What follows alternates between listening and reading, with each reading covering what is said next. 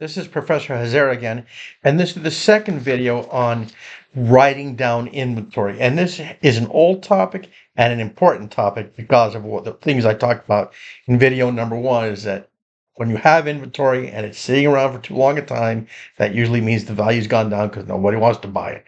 Be obsolete, it could be perishable goods, whatever. Okay, so let's very quickly, I'm going to go over the rules I talked about last time, the general rules. Now, if a company uses FIFO, first in, first out, or weighted average, then it must value the inventory at year end at the lower of cost or net realizable value. That means that if it's valued at cost and then at realizable value is lower, then you've got to make a downward adjustment to inventory. And in this case, net realizable value is equal to the sales price plus any cost that it takes to sell the inventory, usually sales commissions. Okay, and the company can record the adjustment, the lower of cost or net realizable value adjustment at the product category or total levels. And I went over that in the last video. Okay, now, however, if a company uses last in, first out, it must value the inventory at the lower of cost or market. This is an old topic and very important one. So I went over these rules right here, these first rules, which are basically the same rule in the last video here, and now I'm going to go over the lower cost or market. Okay, in the case that inventory is valued using LIFO, write-downs must be written down using lower of cost or market, not lower of cost or net realizable value. Here's some important rules. In using this method, market is defined as replacement cost, which is the cost that it would take for you to replace the inventory that you're writing down. Now, the replacement cost in this case is defined as market. That's what I'm saying right here. Market is that's how they're defining it.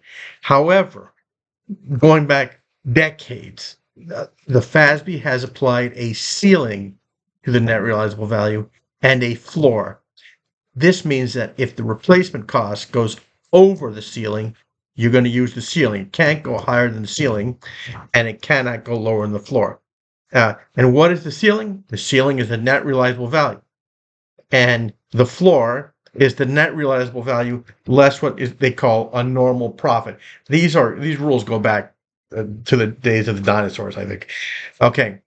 And so that's what I'm saying here. The replacement cost is compared to the floor and the ceiling. If the replacement cost is between the two, the replacement cost is considered your market value, which you will then use to value at lower of cost market. However, if the replacement cost is above the ceiling is the market value. If the replacement cost is below the floor is the market value. So replacement cost is defined for these purposes as the market value. However, it can't go above the so-called ceiling, can't go below the so-called floor. Okay, so there's three steps here. First, determine the ceiling and floor of the fair market value. So determine its limits, basically. Then determine the fair market value by comparing the fair market value by comparing the replacement cost, which is the market value, with the ceiling and the floor. Now, if the market value is between the two, you're going to use market value to compare the cost. If it goes above the ceiling, you're going to use the ceiling. If it goes below the floor, you're going to use the floor. And then the final thing is, after you decide which one of those three numbers, replacement cost, ceiling, the floor, is your market value, then you're going to compare your market value against the cost, and you're going to the lower of the two is going to be what you use. Okay, so let's do an example here. Okay, so the ABC company has the following 5 inventory items with the following original cost, replacement cost, which is now the market, i.e. market, and selling price. And I'll close my parentheses here for market, okay, and selling price. Okay, so here's what they originally paid for it. This is their current replacement cost. The two are different because the cost of everything goes up nowadays anyway. So the replacement cost will probably be higher than the original cost. And here's the selling price. Okay, plus I give you a couple of things here. The selling cost is usually 20% of the selling price. That's probably a commission. And normal profit is 10% of the net realizable value there. Okay, so let's go down. Step 1, determine the ceiling and floor of the market price. And we go back here. The ceiling is the net realizable value, and the floor is the net realizable value less a normal profit. That's the first thing we do. Calculate the ceiling and the floor on the replacement cost, which is the market, what we consider to be market price. Okay, so let's start with this. Let's go ahead, and we've got our data. Those are all the data. There's 5 inventory items. Their original costs are here. Their replacement costs are here. Their selling prices are here. Selling commissions, 20%. That's a good commission. And normal profit is 10%. So let's put the selling price in here. So let's take all these selling prices and put them in here. So go ahead and copy all those down to here. You don't need total, really. Okay, then your selling costs are 20%. These could be commission, let's say, of the selling price. So let's say that in order to sell whatever number of goods, you have to take out 20% to get it out the door. Okay, so we're going to take this number here times 0.2, and we will put a negative in front of there just to emphasize that this is something going to deduct. Okay, so here's your selling costs.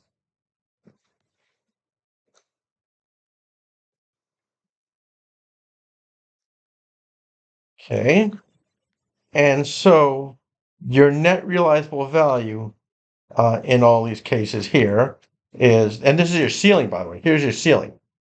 I'm going to put this in red. There's your ceiling right here. Where the ceiling is net realizable value. So it's just selling price minus your selling cost. Selling price less your selling cost. 60 there. Okay, so you're not going to be able to go above that. In comparing and using the market price, you're not going to be able to go above that. Okay, now, normal profit is, let's say, 10% of the net realizable value. Okay, so normal profit is going to be, and I'm going to put a negative here, that number times 0.1.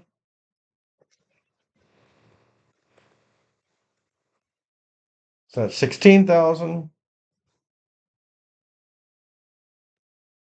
Okay, so your floor, this is the floor on your market price. So this is the floor. Okay, so the floor is going to be equal to 160,000 minus 16,000, 144 in this case. And we'll take these all the way down in this case. So what we have here is you have your replacement cost right here, which is your market. That's going to be the base number you're going to use for the lower of cost to market. However, you cannot use if it's, and you'll use that if it's between the ceiling and the floor, this replacement cost. However, if it's below the floor, then your floor will be considered the fair market value for purposes of determining lower of cost or market, the market value. And this, if it goes above the ceiling, that'll be considered. Okay, so we've got our ceiling and our floor. The next step is with ceiling and floor as the boundaries, determine the market price. Okay, so let's go ahead. First of all, I'm going to bring down replacement cost because that's our base number. And then we're going to compare it against the ceiling and the floor and see if it goes, if for particular items, it goes above the ceiling or below the floor. Okay, there you got those numbers there. They should be your replacement cost. Let's just check them out. Good. Okay, and now we've got our ceiling. Our ceiling is going to be net realizable value. Okay, so those are all our ceilings. Bring those down here.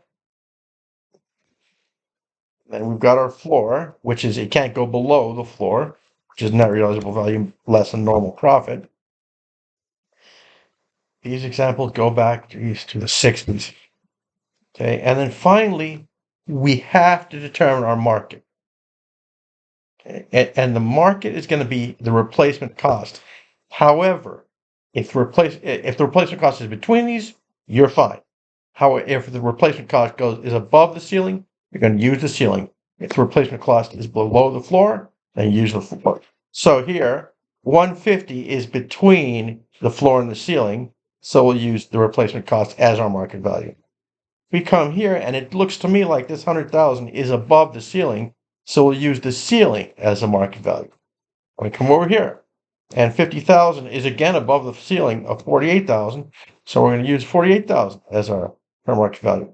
Then for product number 4, our replacement cost is below the floor, so you're going to use the floor.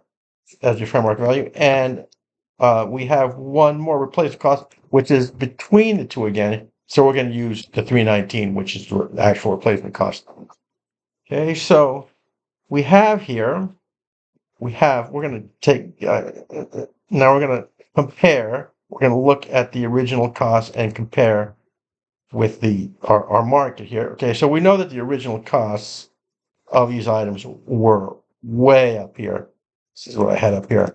This is what you originally paid. I'm assuming, by the way, in this example, that these items were bought within the last year.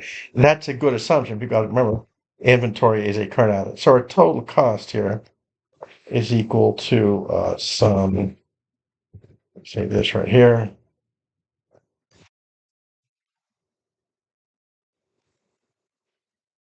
Again, 915.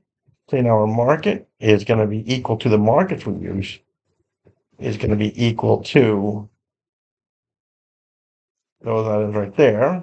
Okay, and the market is going to be equal to sum. Let's see what we get. The sum right here for the market. 839.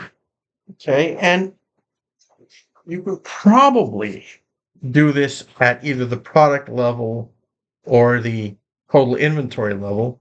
Leave so. But let's just go ahead and compute the lower of cost or market for each one. The lower of cost or market, we'll just use the minimum formula. So a minimum of this number versus that number. 145. Copy that down.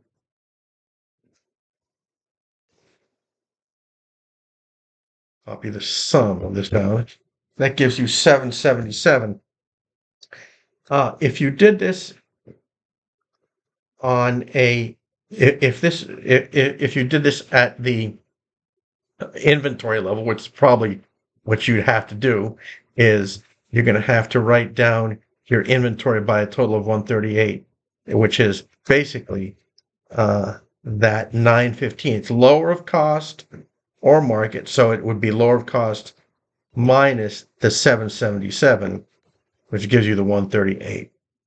So I'm going to assume they're going to do it at the total level here. So this would be 915 minus 77.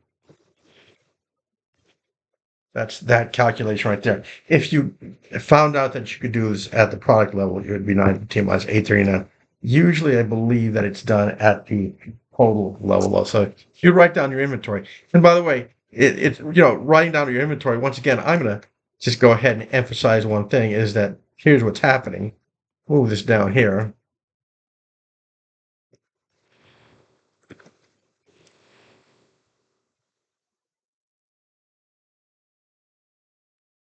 You originally bought your inventory. You would debit inventory when inventory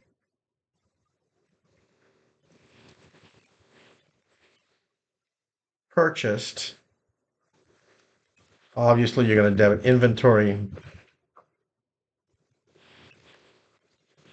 and credit cash. And that would be for the cost of the inventory, 915 and 915. And then you would write down the inventory to bring it down to 177. So the inventory would come down.